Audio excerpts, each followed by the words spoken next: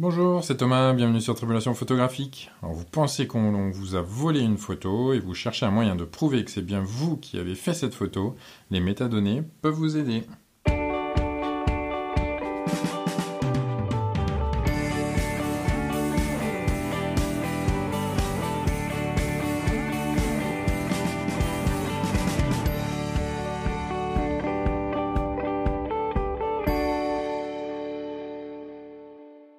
Alors qu'est-ce que les métadonnées?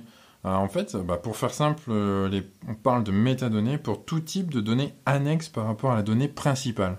Alors en photographie, voilà, on a affaire à des images, et la donnée principale, c'est l'ensemble des pixels. On nous rabâche suffisamment à longueur de temps que plus votre photo aura de pixels, meilleure elle sera. Mais bon, c'est pas le sujet aujourd'hui. Voilà, c'est les données annexes, ça va être tout ce qui accompagne ces pixels dans le même fichier pour fournir diverses informations, dont celles sur l'auteur et ses droits. Alors les métadonnées de crédit en particulier permettront à la personne qui trouve une photo de savoir à qui elle appartient. Je voudrais attirer vraiment votre attention sur ce point aujourd'hui et vous expliquer que ces informations sont vraiment très importantes. Alors pour les images, il y a 3 types de métadonnées qui correspondent en fait à des normes définies à des époques différentes, mais aussi pour des usages différents. On va simplifier tout ça, je vous le promets. Alors, dans un premier temps, il y a les EXIF, pour Exchangeable Image File Format. Alors, c'est principalement les informations techniques d'un cliché. Ça va être des paramètres de l'appareil photo, comme l'ouverture, la vitesse d'obturation. Alors, la plupart du temps, ces données, elles sont vraiment remplies automatiquement par l'appareil. Ensuite, il y a les champs IPTC, International Press Telecommunication Council. Voilà, comme on dit, il y a le mot presse dedans, c'est plus destiné en fait à la presse. C'est les informations sur l'auteur de l'image, sur le sujet de la photo. Donc on va retrouver les coordonnées de l'auteur, des mots-clés, des descriptions de ce qui est photographié. Là, ce format il permet de stocker des informations très importantes qui sont généralement remplies manuellement par le photographe et qui sont très très utilisées dans les agences. Et enfin, il y a XMP pour Extensible Metadonnées Platform. Il s'agit là de la norme de métadonnées la plus récente et ce format il permet vraiment de stocker des informations très variées car il est basé sur le XML et est donc extensible. Vous pouvez vraiment stocker de nombreuses informations et un peu tout ce que vous voulez dans cette métadonnée. Il faut vraiment qu'en tant que photographe, vous intéressiez à ces champs. Vous demandez peut-être pourquoi les remplir. En fait, lorsque votre photo est publiée sur Internet, tout le monde peut la prendre. La photo est publiée et visible via un navigateur web. Elle peut donc être téléchargée et publiée à nouveau ailleurs, hors de son contexte initial. C'est vraiment très simple. Clic droit, enregistrer sous, afficher le code source de la page au cas où, vraiment, si c'est un petit peu plus compliqué, il y a vraiment de nombreuses astuces qu'on trouve partout vraiment très rapidement. Alors, et surtout, ne pensez pas que le fait d'accoler votre watermark sur votre photo empêchera que l'on vous vole votre photo. Donc, il est vraiment très simple aujourd'hui de supprimer les watermarks et cela n'a pour utilité que d'enlaidir en fait votre photo et ne pas permettre au spectateur d'apprécier votre photo à sa juste valeur. Donc, on va vraiment aujourd'hui oublier tout ce qui est watermark, un recadrage et c'est fini. Encore plus simple que de supprimer des métadonnées. Alors l'utilité des métadonnées, c'est d'embarquer des informations dans le fichier de votre image. Si le fichier JPEG est publié dans une nouvelle page qui ne mentionne pas la source ou l'auteur, la description, ses droits malheureusement, ces métadonnées, elles, contiennent toujours l'information. En théorie, il y a des informations EXIF qui ne sont pas modifiables et elles sont donc une véritable carte d'identité de votre photo. Alors, c'est pas vraiment vrai, on va toujours également pouvoir, si on veut, supprimer toutes les informations, mais c'est quand même un peu plus compliqué. Alors, quelles métadonnées sont vraiment utiles?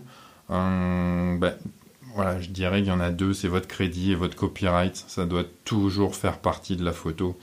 C'est donc ces champs de métadonnées que vous devez vraiment remplir en priorité. Même si à mon avis vous n'avez vraiment pas d'action à faire vous de votre côté, ça devrait être rempli dès la prise de vue. Aujourd'hui dans les appareils, il est très facile de paramétrer cela avec les nombreux menus qu'il y a dans nos appareils, on peut directement configurer notre nom et le copyright vraiment en sortie d'appareil.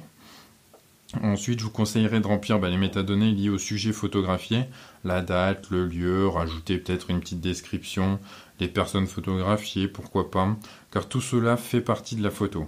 Je vous conseillerais aussi de rajouter quelques mots-clés, ce qui peut vous aider à sortir sur les moteurs de recherche, mais rien que pour vous, pour retrouver peut-être des fois une photo parmi tant d'autres. Aujourd'hui, la plupart des softs permettent de faire une recherche par mots-clés, et là on pourrait alors retrouver facilement une photo. Comment les remplir ces champs ? C'est quasiment tous les logiciels photo du marché aujourd'hui permettent de remplir les métadonnées. Lightroom le plus connu, mais beaucoup de logiciels de retouche ou de composition le permettent de façon plus ou moins intuitive.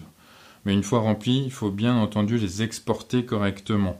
Car aujourd'hui, même si sur notre ordinateur on aura rempli les champs, à l'export, dans Lightroom notamment, il est possible de choisir quel type de métadonnées on peut exporter dans la photo.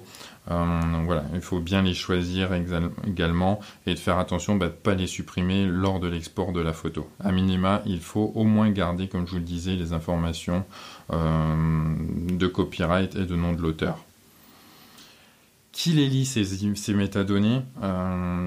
Beaucoup de personnes en fait peuvent être amenées à lire ces métadonnées. Je me souviens que moi, à mes débuts, je les utilisais énormément. Il est toujours intéressant de regarder comment a été prise la photo. On peut soit ouvrir l'image sous un logiciel d'édition d'images, soit utiliser des plugins sur la plupart des navigateurs aujourd'hui permettent de le savoir. C'est que Flickr, par exemple, lisait les photos quand on les importait et permettait d'afficher les exifs. C'était vraiment toujours très intéressant. Alors ensuite, il y a un peu plus avancé, il y a les iconographes, vraiment les professionnels qui veulent savoir qui créditer, les journalistes qui veulent être sûrs de leurs sources. En fait, moi j'ai découvert tout ce monde des métadonnées. Lorsque j'ai rejoint le studio Anne Lucas, j'ai dû vraiment apprendre à les remplir correctement.